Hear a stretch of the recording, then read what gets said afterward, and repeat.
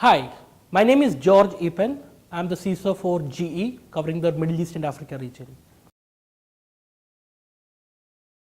My mandate is to protect my company from any inside or external cyber attacks. I also need to support my business to make them successful in their customer engagement.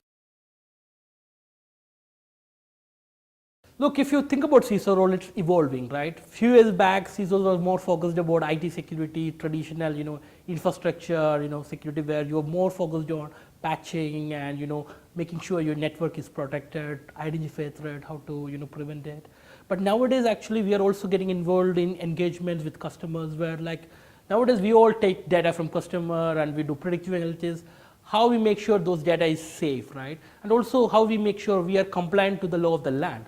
There are things like GDPR coming in Europe, similar laws coming out in all part of the region. So the role of CISO is going from a back office guy to more like an enabler or a business enabler. CISOs like to scare people, like we use too much technical jargons, which normally a top level leadership doesn't understand. So I always recommend and suggest, people to use language symbol, which anyone can understand, like talking to a small kid.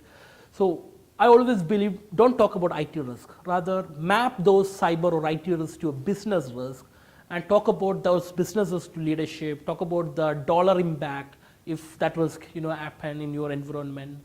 So that's a language which any top leadership will understand. Very different. So OT is something which is operational, right? So in OT, our approach is, make sure the availability is there. So if a power grid goes down, it's not going to impact one or two people. It can impact the entire, city.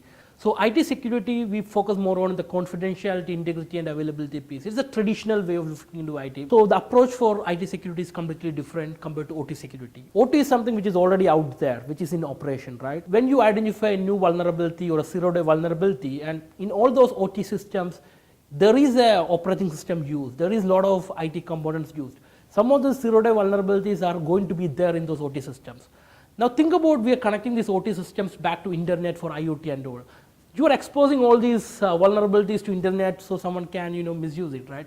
So in OT it's more about how you can secure the perimeter, how you can make sure the connection going to OT has been monitored and only the right connection is going in, because it's very difficult to bring the OT system down and patch it and fix it, bring it back up like a traditional IT.